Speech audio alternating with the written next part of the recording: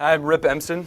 I'm here with Techcrunch TV, interviewing Chase Jarvis, who's the co-founder of CreativeLive, which is a social online broadcast platform for creative entrepreneurs.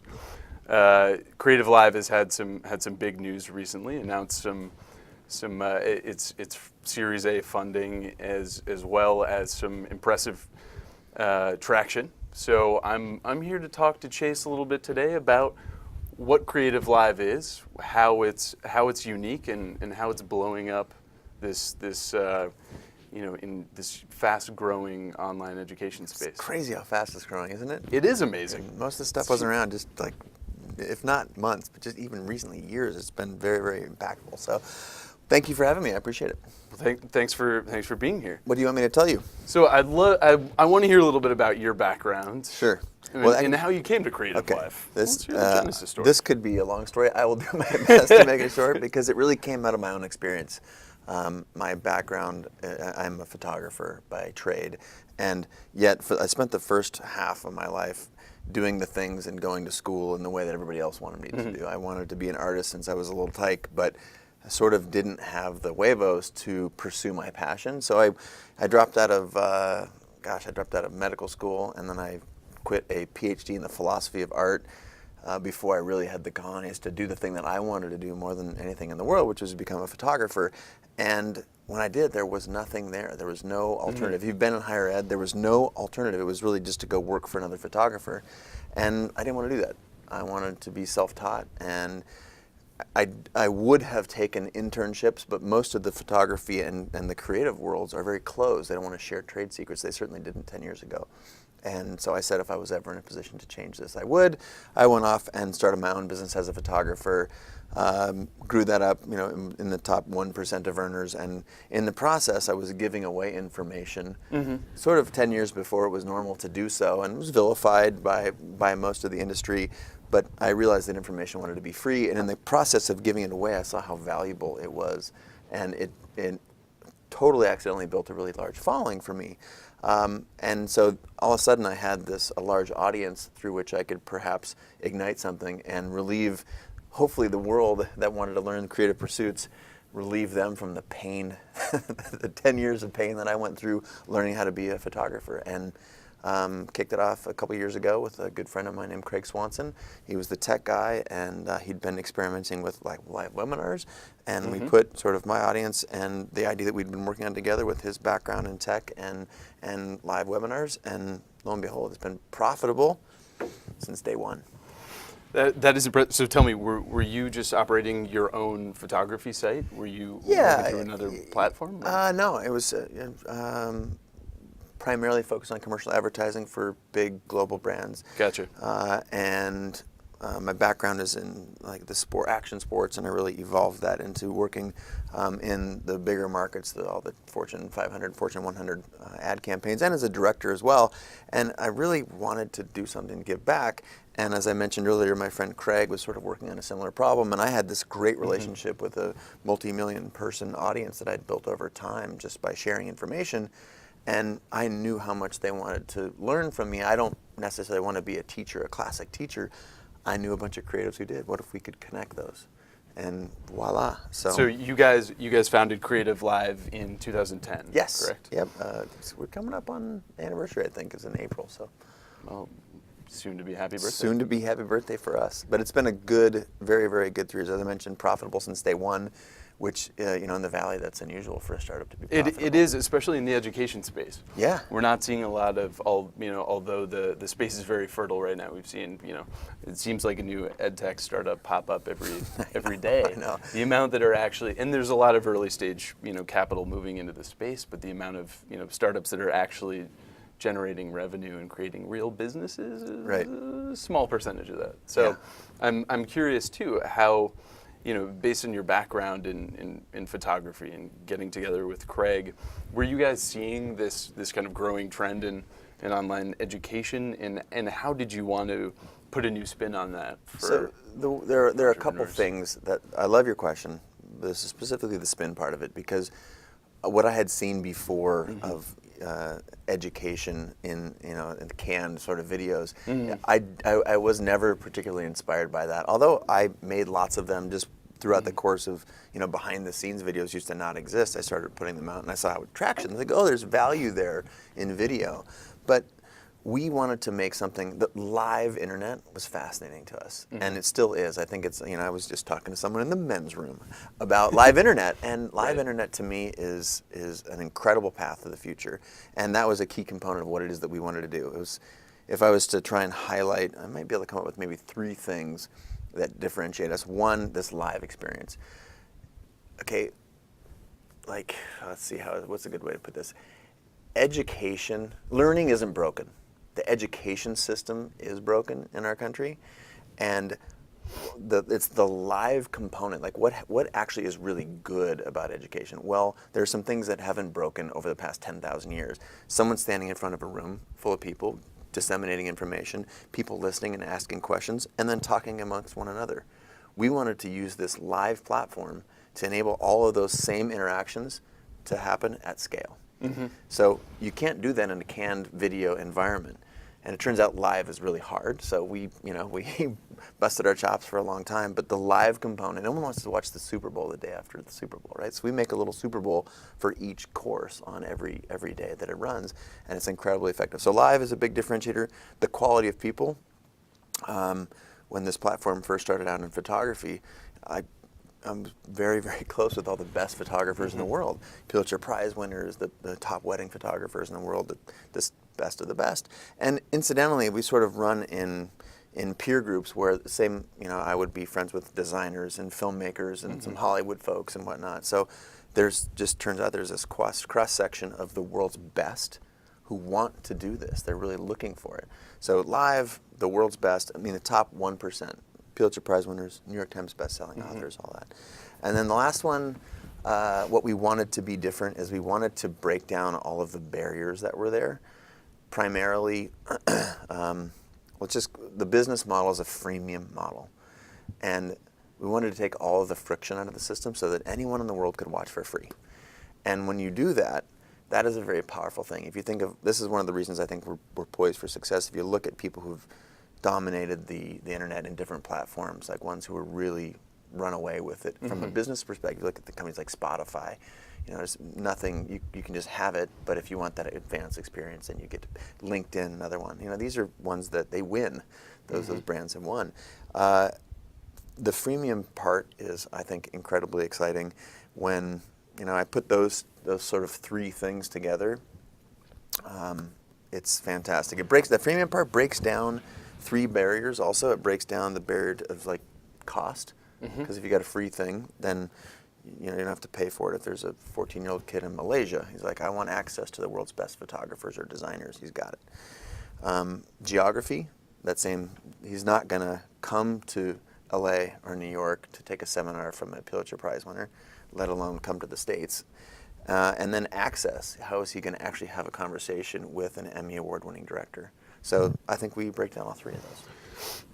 It's a really interesting approach, Chase, and I've seen the freemium. Obviously the freemium model is kind of a classic approach for a lot of software companies, and it seems to be working its way into education. But it's interesting to see it be used in this kind of generally consumer-facing, student-facing way. And I know that Lynda.com, who I'm sure you guys are familiar with. She built a great business. Yeah, have an amazing business, and one that seems generally to run parallel to what you guys are doing, more of the recorded video approach. And a lot of their content is focused on technical topics.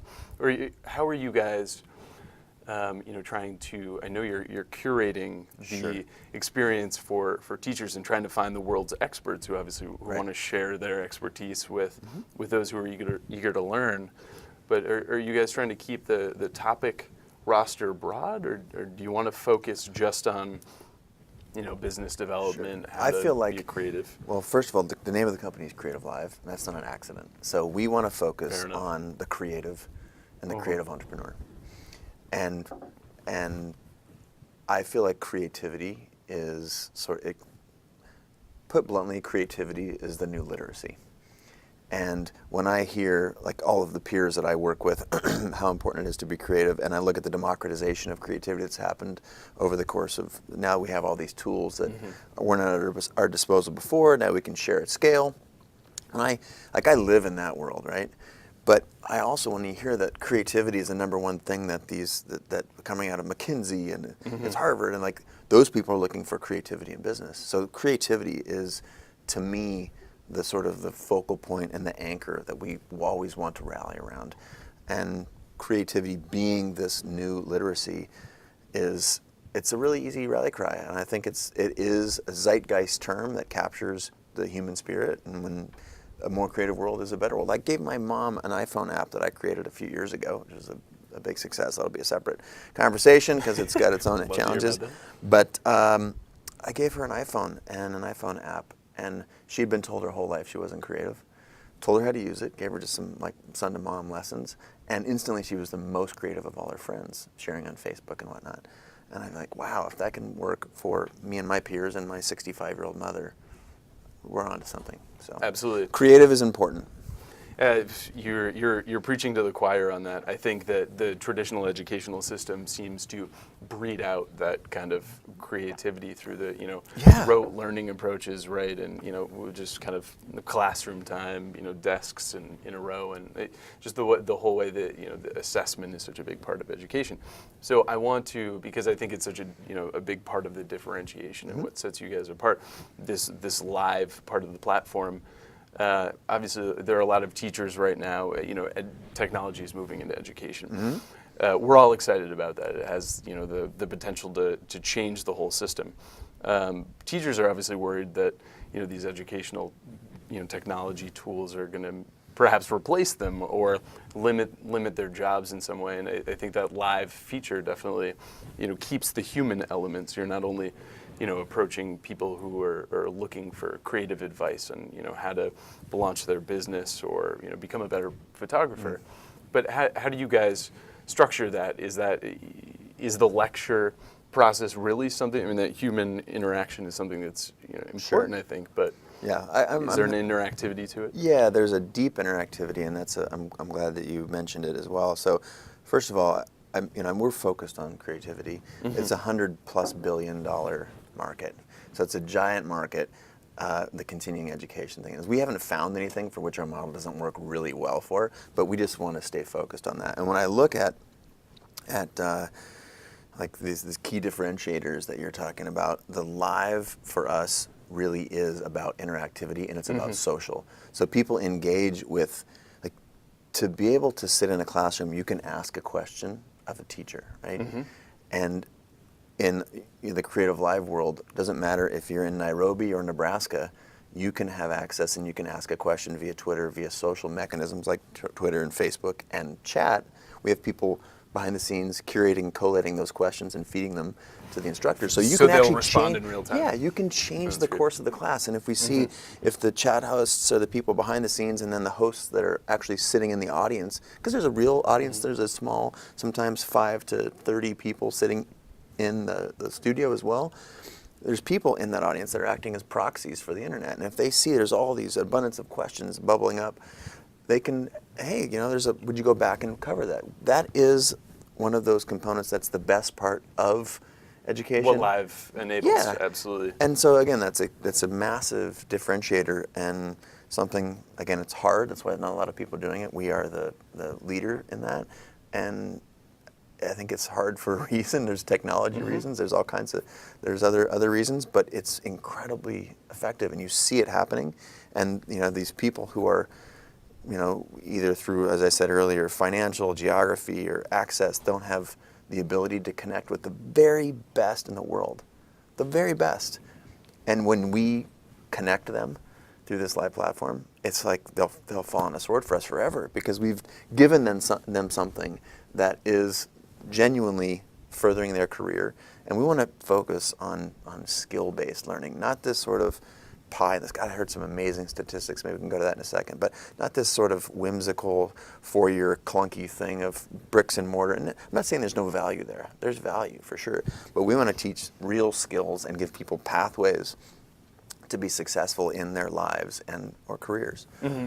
And the continuing education seems to be, one of the fastest growing sectors within education technology, exactly for this reason, because these massively open online course platforms and learning platforms enable this kind of both real-time live instruction and the ability to take classes from the world's experts, access to instructors from Princeton, we want them Harvard. to be rock stars too. Yeah, and it's something that actually applies to their job too. Is so important rather than just taking some course. Of course, we all want to continue to learn throughout our lives and whatever subjects may interest us, but something that actually can apply to my profession and help me, get that raise or get to the next. Absolutely, these are real, and our instructors do cool things. Especially, we had a great course in sort of entrepreneurial business, creative business by a guy named Ramit Sethi, who is a personal finance guy. Came in and helped